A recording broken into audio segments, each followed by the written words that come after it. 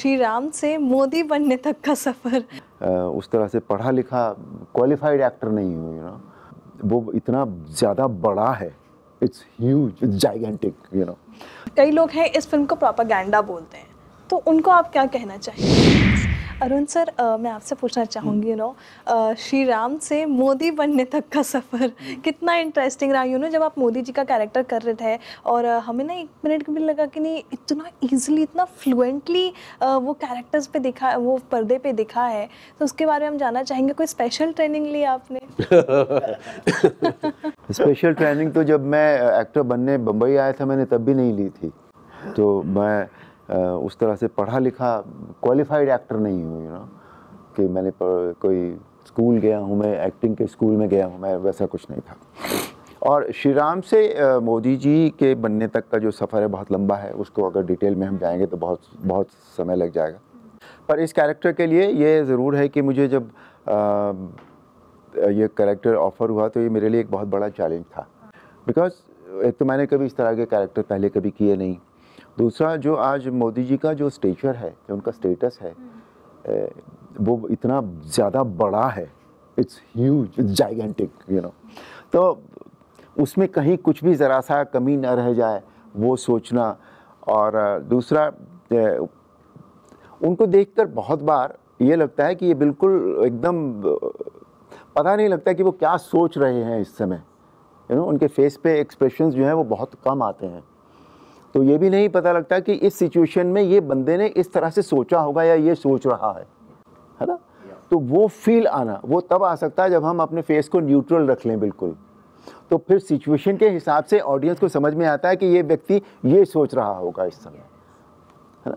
तो वो एक प्रैक्टिस होती है एक एक्टर को, अपने आप को न्यूट्रल रखना बहुत मुश्किल होता है एक एक्टर के लिए, है ना।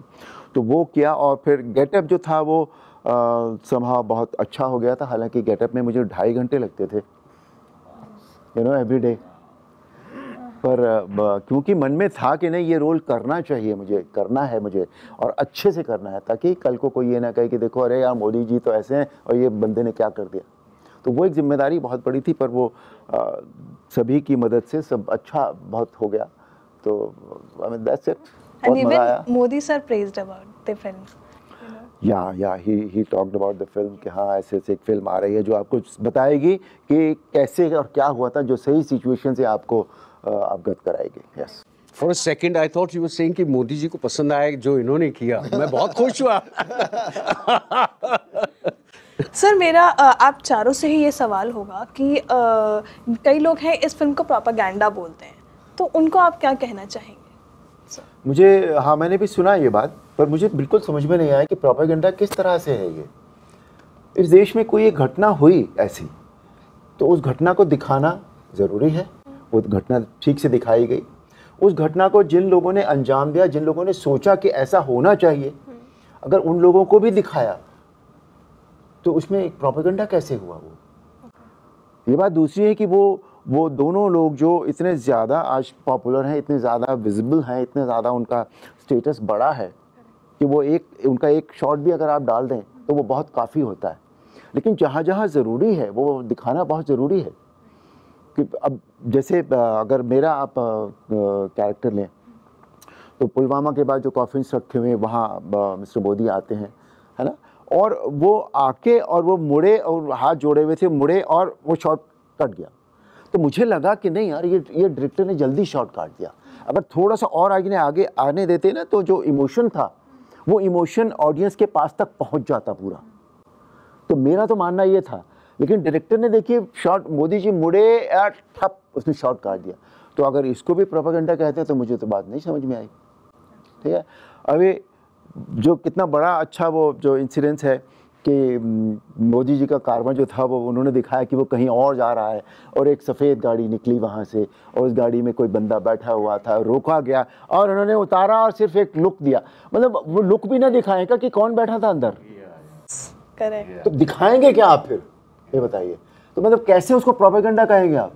मुश्किल से 4 एंट्रीज मोदी जी की मिली हैं उसमें पूरी फिल्म में, और अगर वो भी प्रोपेगेंडा है तो भाई मुझे नहीं पता प्रोपेगेंडा का मतलब उनको या तो समझना पड़ेगा या हमें दोबारा से समझना पड़ेगा। करेक्ट। फिल्म बहुत ईमानदारी से बनी है, बहुत अच्छी फिल्म बनाई है उन्होंने, और कहीं भी ऐसा कुछ नहीं है कि किसी को खुश करने के लिए फिल्म बनाई गई है। जो एक्चुअली हुआ वही दिखाया गया है। लास्ट में भी जो लास्ट सीन है जिसमें मोदी जी और अमित जी, जो भी उनके कैरेक्टर्स के नाम हैं, मुझे नहीं पता, मैं भूल गया, तो वो दोनों सामने सब मीडिया खड़ा हुआ है, वो दोनों सिर्फ हाथ हिलाते हैं। तो एक दो बंदे उतरे हैं जिन्होंने काम को अंजाम दिया और इतने लोग खड़े हुए थे उनको एक्नॉलेज करने के लिए, और अगर वो हाथ उन्होंने ऐसे हिला दिया तो वो भी प्रोपेगेंडा हो गया क्या? नहीं, अगर एक सेंटेंस में आप सुनना चाहें तो इस फिल्म में कोई भी प्रोपेगेंडा नहीं।